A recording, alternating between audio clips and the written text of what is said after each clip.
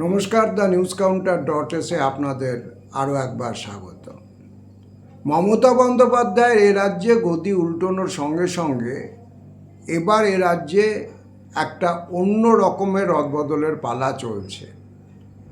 রাজনৈতিক ক্ষমতার হস্তান্তর, নতুন দল ক্ষমতায় আসা, এটা খুব একটা অভিনব কোনো ব্যাপার নয়, বিশেষ করে গণতান্ত্রিক ব্যবস্থায়। আপনারা জানেন যে এর আগে কংগ্রেস একটা সময় রাজত্ব করেছে, তারপরে বামফ্রন্ট সরকার এসেছে, তারপরে 2011 সালে মমতা বন্দ্যোপাধ্যায়ের সরকার এসেছে, এবার 2026-এ বিজেপি সরকারে এসেছে। এখন সরকার বদলালে আমলাতন্ত্র বদলায়, অফিসাররা বদলান, গুরুত্বপূর্ণ প্রশাসনিক পদাধিকারীরা বদলান, নতুন শাসক তার কনফিডেন্সের পদাধিকারী নিয়ে আসেন। এটা একটা স্বীকৃত প্রথা। আমাদের রাজ্যে এবার যেটা নতুন ঘটছে, যেটা খুব চিত্তাকর্ষক এবং একই সঙ্গে চিন্তার, সরকার বদলের সঙ্গে সঙ্গে বিভিন্ন সংবাদ মাধ্যমের শীর্ষস্থানীয় এডিটোরিয়াল যারা কর্তা ব্যক্তি, তারা হয় পদত্যাগ করছেন, না হলে বিতাড়িত হচ্ছেন। এই ঘটনাটা কিন্তু ইতিপূর্বে সরকার বদলানোর সঙ্গে সঙ্গে এরকমভাবে পরিলক্ষিত হয়নি। বাংলায় যাকে বলে তেরাত্রির পেরোনোর আগে এখানে প্রায় সেই অবস্থা। আপনারা হয়তো ইতিমধ্যে খবর পেয়েছেন যে নিউজ 18-এর সম্পাদকীয় বিভাগের প্রধান বিশ্ব মজুমদার, তিনি মমতা বন্দ্যোপাধ্যায়ের পরাজয়ের প্রায় অব্যবহতি পরেই পদত্যাগ করেছেন। প্রতিদিনের কনসাল্টিং এডিটর কুণাল ঘোষ, যিনি এবার তৃণমূলের টিকিটে বিধানসভায় জিতেওছেন, তিনি পদত্যাগ করেছেন এবং রাজনৈতিক কারণে যে পদত্যাগ করছেন সেটা তিনি তার যে সমাজ মাধ্যমে যে লাইভ করেছেন, সামাজিক মাধ্যমে, সেখানে পরিষ্কার করেছেন। এবিপি হাউসের ডিজিটাল মাধ্যমের যিনি প্রধান ছিলেন, খুব পরিচিত সাংবাদিক অনিন্দ জানা, তিনিও পদত্যাগ করেছেন বলে জানা যাচ্ছে। পাশাপাশি কলকাতা টিভির পরিচিত মুখ, যিনি এর আগে একাধিক সংবাদ মাধ্যমে পরিচিত মুখ ছিলেন, মৌপিয়া নন্দী, তিনি একটা বিস্ফোরক অভিযোগ করেছেন যে এই মুহূর্তে TV9-এর সম্পাদকীয় বিভাগের প্রধান মুখ অনির্বাণ চৌধুরী, তিনি এই মমতা বন্দ্যোপাধ্যায়ের জমানায় নাকি একাধিক চ্যানেলে গুরুত্বপূর্ণ পদাধিকার পেয়েছেন, কেবলমাত্র মমতা বন্দ্যোপাধ্যায়ের ঘনিষ্ঠ হওয়ার সুবাদে। এখন এই ব্যাপারটা, এটা কিন্তু আমার মতো যারা সাধারণ ব্যক্তিত্ব, দীর্ঘদিন সংবাদ মাধ্যমে জীবিকার প্রয়োজনে যুক্ত থেকেছেন, তাদেরকে অনেকটাই হতচকিত করে দিয়েছে। আবার একটু ভেবে দেখলে এটা বলতে হবে, যেদিন সংবাদ মাধ্যমের সম্পাদকীয় বিভাগে এই ধরনের পলিটিক্যাল অ্যাপয়েন্টমেন্ট শুরু হয়েছিল, তাতে এটা হয়তো হওয়ারই ছিল, হতচকিত হওয়ার খুব একটা কিছু নেই। কিন্তু আমার আজকে particular at this juncture of time আপনাদের সঙ্গে এটা নিয়ে অনুষ্ঠানে আসবার একটা অন্য বক্তব্য আছে। সংবাদ মাধ্যমকে নিয়ন্ত্রণ করবার ইচ্ছে, এটা শাসকদের নতুন কিছু না, এটা সরাসরি পুরনো, বহু পুরনো। আপনারা জানেন যে লর্ড লিটনের আমলে ভার্নাকুলার প্রেস অ্যাক্ট জারি হয়েছিল দেশীয় ভাষায় সংবাদপত্রের কণ্ঠরোধ করবার জন্য, এবং যে কারণে তৎকালীন অমৃতবাজার পত্রিকা, যেটা বাংলায় বেরোতো, সেটা রাতারাতি ইংরাজিতে রূপান্তরিত করতে হয়েছিল। পরবর্তীতে তারা যুগান্তর বাংলা কাগজ বার করেন। এবং এছাড়া সামাজিকভাবে যারা প্রতাপশালী, সরাসরি রাষ্ট্র ক্ষমতার অংশীদার না হলেও, তারাও সংবাদ মাধ্যমের কণ্ঠরোধ করবার চেষ্টা করেছেন। এক্সাম্পল পার এক্সেলেন্স হতে পারে জোড়াসাঁকোর ঠাকুরবাড়ির দেবেন্দ্রনাথ ঠাকুর, আমাদের বিশ্বকবি রবীন্দ্রনাথ ঠাকুরের পিতা। গ্রাম বার্তা প্রকাশিকা নামে একটি কাগজের সাপ্তাহিক কাগজ তখন বেরোতো কুষ্টিয়া থেকে, তার সম্পাদককে মারবার জন্য পাঞ্জাবি লাঠিয়াল পাঠিয়েছিলেন। কারণ তার অপরাধ ছিল দেবেন ঠাকুরের লোকজন প্রজাদের উপর যে নিপীড়ন করতেন, বেআইনিভাবে জেলে বন্দি করেছিলেন, জেলের ভিতর নিপীড়ন করেছিলেন, তার বিশদ বিবরণ তিনি প্রকাশ করে দিয়েছিলেন তার ছোট্ট কাগজটিতে। এবং দেবেন ঠাকুরের পাঠানো পাঞ্জাবি লাঠিয়ালদের হাত থেকে তাকে বাঁচানোর জন্য লাঠি হাতে ছুটে এসেছিলেন লালন ফকির। লালন ফকির শুধু গান গাইতেন তা নয়, তিনি খুব ভালো লাঠিয়ালও ছিলেন। এখন বিষয়টা হচ্ছে এই, স্বাধীনতার পর যে ট্র্যাডিশনটা একদম বদলে গেছিল, শাসকরা নোট অফ ডিসেন্ট একদমই মেনে নিয়েছিলেন এবং সাদরে সমালোচনা গ্রহণ করতেন, এরকম ব্যাপারটা ছিল না। আপনাদের অনেকে হয়তো জানেন যে অতুল্য ঘোষ, যিনি কংগ্রেসের বড় সংগঠক ছিলেন, তিনি একটা সময় আনন্দবাজারের স্বাধীনতার আগের দিনগুলোতে সহযোগীও ছিলেন। তখন আনন্দবাজার পত্রিকা চালাতেন সুরেশ মজুমদার, সরকারদের হাতে তখনও মালিকানা হস্তান্তরিত হয়নি পুরোটা।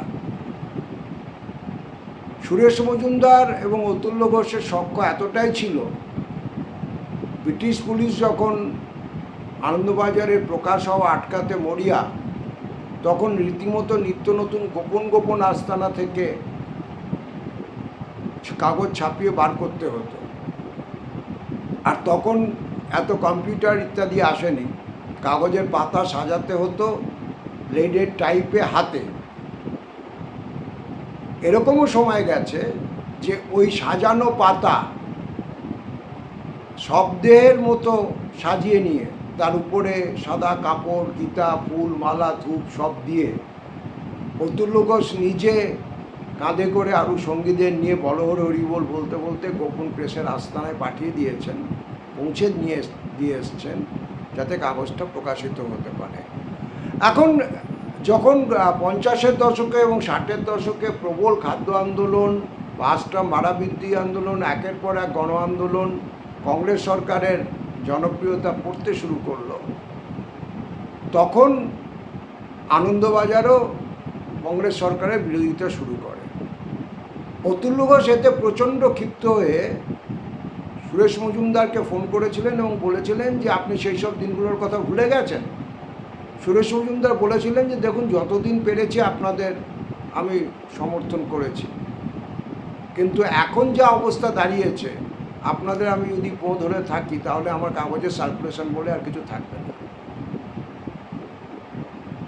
অতুল্য ঘোষ চেষ্টা করেছিলেন যে তার যে কংগ্রেসি কাগজ লোকসেবক, সেটাকে বড় করে দৈনিক করে বার করতে নিয়মিত।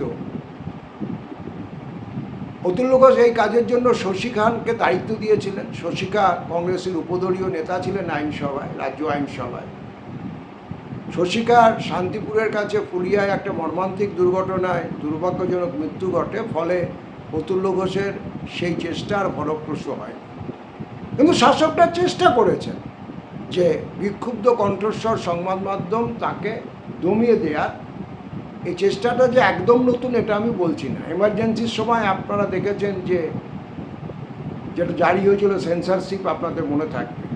কিন্তু পাশাপাশি এটাও সত্যি যে সেন্সরশিপ জারি করতে হচ্ছিল, এটা প্রমাণ করে সেখানে গণতন্ত্রের বিরোধের একটা কণ্ঠস্বর ছিল, সংবাদ মাধ্যমে ছিল বলেই সেটাকে ত্যাগ করবার চেষ্টা করতে হয়েছে। কিন্তু এখন এই নয়া উদার অর্থনীতি দুনিয়া আমাদের ঠেলতে ঠেলতে এমন একটা জায়গায় এসে দাঁড় করিয়েছে, সেটা কিন্তু অনেক বেশি কনসার্নের। আপনারা যদি একটু খেয়াল করেন তাহলে দেখবেন যে আমাদের রাজ্যে বামফ্রন্ট জমানার পর একের পর এক খবর কাগজ কার্যত শাসক দলের তাঁবেতে চলে গিয়েছে। বেনামে সনামে কিনে নেওয়ার ঘটনা ঘটেছিল। আজকাল মালিকানা হস্তান্তরিত হয়ে শিক্ষা ব্যবসায়ী সত্যম রায়চৌধুরীর কাছে গিয়েছিল, এবং তারপরে যেটা হয়েছিল সেটা হচ্ছে তার যে বামপন্থী চরিত্র সেটা জলাঞ্জলি হয়ে গেছিল। সম্পাদক যদিও একই ব্যক্তি ছিলেন, প্রতিদিনের কথা আলাদা করে উল্লেখ করার মানে নেই, সেখান থেকে সম্পাদকীয় এবং মালিক কর্তারা সরাসরি তৃণমূল কংগ্রেসের টিকিটে রাজ্যসভা গেছিলেন। এখন যেটা বলবার বিষয় যে ব্যক্তি কে পদত্যাগ করলো না, তার থেকেও কিন্তু অনেক বেশি গুরুত্বপূর্ণ আর একটা দিক, যে নতুন এই জমানাতে কেবলমাত্র রাজ্যের শাসক দল সংবাদ মাধ্যমকে কবজা করেছে ব্যাপারটা এরকম নয়। আমাদের কেন্দ্রের শাসক দলের দিকে যদি তাকান, দেখবেন একটা অন্য ঘটনা ঘটেছে। সেটা হচ্ছে শাসক ঘনিষ্ঠ বড় শিল্প পুঁজি এবং সংবাদ মাধ্যমের মালিকানার পুঁজির মধ্যে একটা সরাসরি ফিউশন ঘটেছে, এবং এই প্রবণতা বাড়ছে। আগেও বিড়লারা হিন্দুস্তান টাইমসের মতো কাগজ বার করত, একদম নজির ছিল না তা না, কিন্তু একটা নতুন ঘটনা, ট্রেন্ড।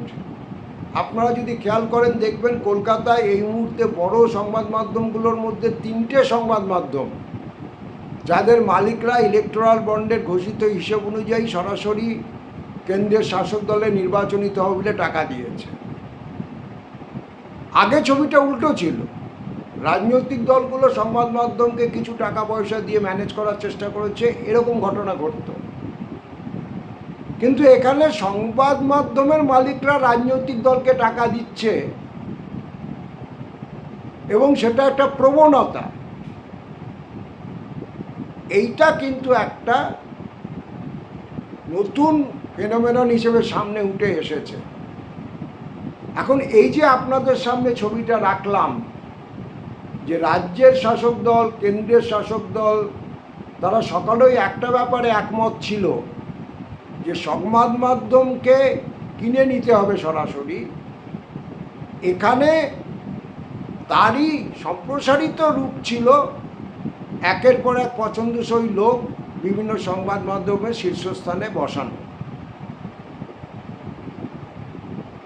এখন এর ফলে বিশেষ করে শিল্প পুঁজি এবং সংবাদ মাধ্যমের পুঁজি সরাসরি ফিউশনের ফলে যেটা ঘটেছে সেটা হচ্ছে ডেমোক্রেটিক স্পেসে বিরোধী কণ্ঠস্বরের জায়গা আরও সংকুচিত হয়েছে, এবং প্রথম ক্যাজুয়ালিটি হিসেবে যেটা সামনে এসেছে সেটা হচ্ছে ট্রুথ, সত্য।